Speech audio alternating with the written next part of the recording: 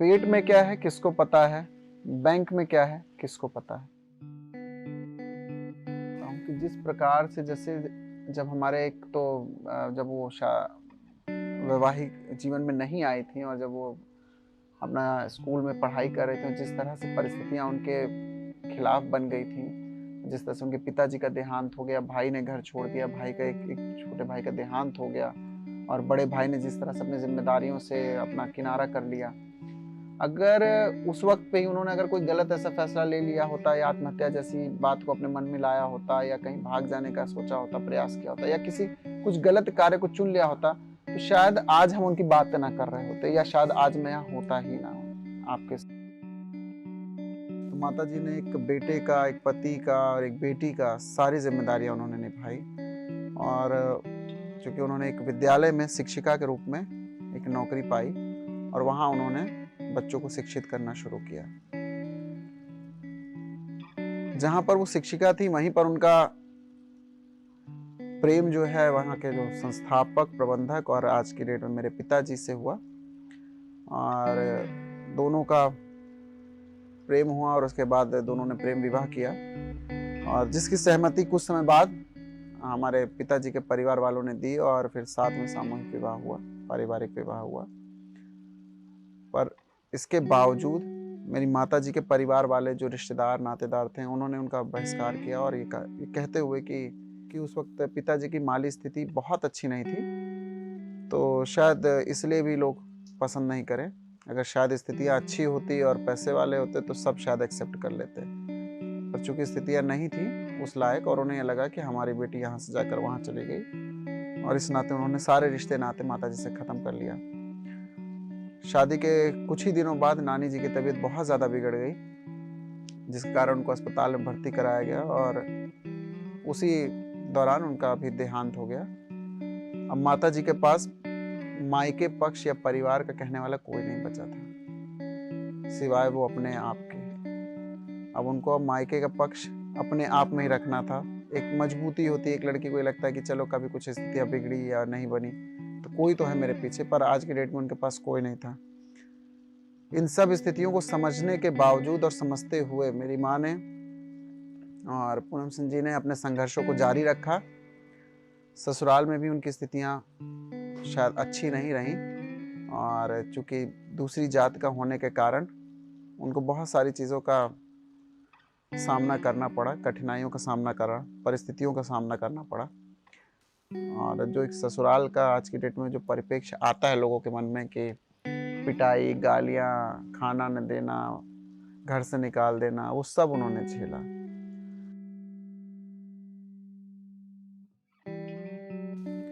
और उन संघर्षों को करते हुए उन्होंने अपने जीवन को स्थापित किया और उनको 2 पुत्री और 3 पुत्र रत्न की प्राप्ति हुई और परिवार ऐसे ही चलता गया।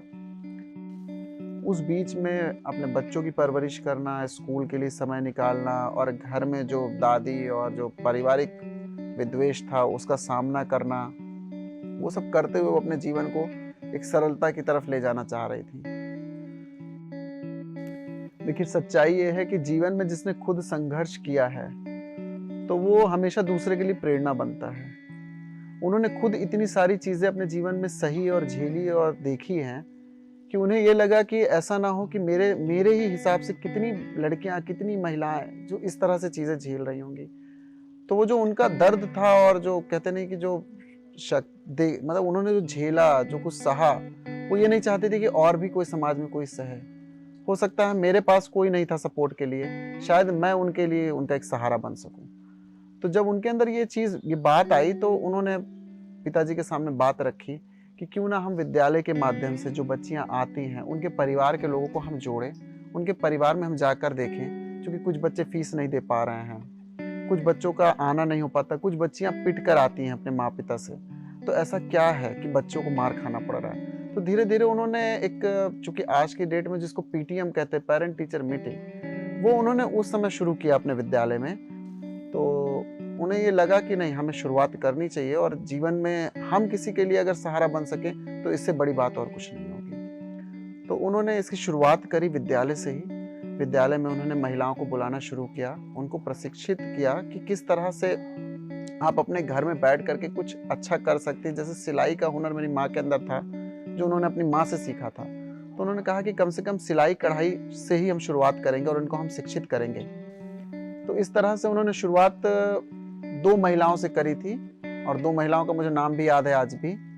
एक माया और एक कुसुम, 2 लोग थी। 2 महिलाओं से उन्होंने शुरुआत करी थी। देखिए, सब घर में सबके परेशानियां हैं, पर कुछ लोग बयां भी नहीं कर पाते। उन्हें लगता है कि कहीं कोई मजाक ना बना दे मेरी जिंदगी का। लोग डरते हैं अपनी बात कहने का। पर जब उन्हें लगा कि ये 2 महिलाएं आज सीख करके अपने परिवार को चला रही हैं और बच्चों को शिक्षित कर पा रही हैं, तो क्यों ना हम भी दीदी से जुड़ें। और वो धीरे धीरे धीरे महिलाएं जुड़ती गईं, और एक कहते नहीं, एक कारवां बनता गया। और कारवां की जो डोर थी वो मेरी माँ के हाथ में थी, और उन्होंने उस कारवां को आज ऐसा बढ़ाया कि आज सिर्फ इलाहाबाद नहीं, उस मोहल्ले में नहीं, बल्कि उस स्कूल से आगे बढ़ कर के आज देश भर में आज उनके नाम का डंका बजता है, और आज उनके नाम से लोग प्रेरणा पाते हैं। एक बार तो वो एक बलात्कार के केस में वो गई थी एक बच्ची को रेस्क्यू करने के लिए, जिस बीच उनका बल्कि घिराव कर लिया गया था और उनको जान से मारने के लिए पूरी तरह से तैयारी कर ली गई थी। पर इसके बावजूद माताजी ने अपने संघर्ष और अपनी शक्ति का प्रदर्शन करते हुए अपने आप को वहाँ से बचाया, और प्रशासन की मदद लेकर के वहाँ से बच निकली और अपने आप को सेव करते और उस बच्ची की भी जीवन को बचाया, और जो लोग दोषी थे उन पर कार्रवाई कराने का भी कार्य उन्होंने किया।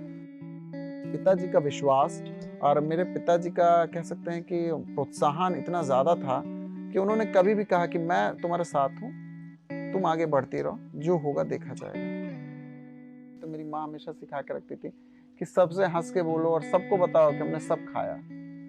और हमारी माताजी का एक बहुत अच्छा खाने की भी वैरायटी बता के रखती थी हम लोग को कि आलू फ्राई, दाल चावल रोटी, ये 4 चीज़ थी जो हम लोग हमेशा खा के बैठे रहते थे, और दूसरे को हमेशा बताते थे कि अभी अभी हम लोग ने खाया, मम्मी ने बनाया था, और खाया कुछ भी नहीं होता था। कि सच्चाई है कि जब बुरा वक्त है तो अच्छा वक्त आएगा, और वो अच्छे वक्त की कल्पना हम लोग को करनी चाहिए। ज़रूरी नहीं कि हम बुरे वक्त में हैं तो हम सिर्फ बुरा ही बुरा सोचें, अच्छा भी वक्त आता है, और वो अच्छा वक्त आया हमारे जीवन में। और माताजी सामाजिक कार्यकर्ता के रूप में कार्य करना शुरू करी, और शुरुआत उन्होंने अपने ही मोहल्ले और अपने परिवार से करा। नशे को लेकर के बहुत सारी मुहिम चलाई, स्वच्छता को लेकर के बहुत सारी मुहिम चलाई, और फिर हमारे संस्था का भी उन्होंने रजिस्ट्रेशन कराया, और फिर उसके बाद धीरे धीरे संस्था के माध्यम से लोग जुड़े भी हमसे, और फिर लोग आने लगे हमारे जीवन में।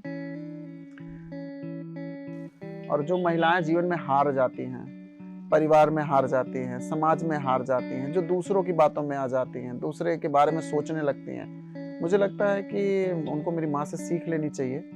और ये सीख ऐसी होनी चाहिए कि खुद में अगर जज्बा है, खुद में अगर संघर्ष करने की क्षमता है, तो आपको कोई रोक नहीं सकता। वो कहते हैं लड़की हुई है, लड़की हो क्या करोगी पढ़ लिख कर। लड़कियां गाड़ी नहीं चला सकती, लड़कियां घर में ही अच्छी लगती है, लड़कियां काम पे नहीं जा सकती, लड़कियां पर्दे में ही रहना चाहिए। वो कहते हैं क्रिकेट लड़कियों का खेल नहीं है। 18 की हो गई है, शादी कर दो। मारी तो खाई है, चुप रहो, पति है तुम्हारा। इस वक्त तुम मंदिर नहीं जा सकते, तुम मस्जिद नहीं जा सकते। वो कहते हैं ये तो मोटी है, सुंदर है, को तो पढ़ना भी नहीं आता, इससे कौन करेगा शादी। इसके तो दांत बाहर निकले। ये तो अकेली है। उन्हें कौन बतावे कि मैं दुर्गा हूँ। किसी की बहन, किसी की बेटी, किसी के घर की बहू हूँ। मैं एक स्त्री हूँ। लेकिन मैं कौन हूँ? क्या मैं अकेली हूँ? उनके लिए तो मैं अकेली ही काफी हूँ। मैं पढ़ूंगी, लिखूंगी, खेलूंगी और लड़ूंगी भी, आसमान में भी उड़ूंगी और शायद गिरूंगी भी, लेकिन कभी रुकूंगी नहीं। कभी रुकूंगी नहीं। वो कहते हैं लड़की हुई है, और पूनम जी कहती है बेटी हुई है। बेटी है तो कल, बेटी है तो कल है, बेटी है तो कल है।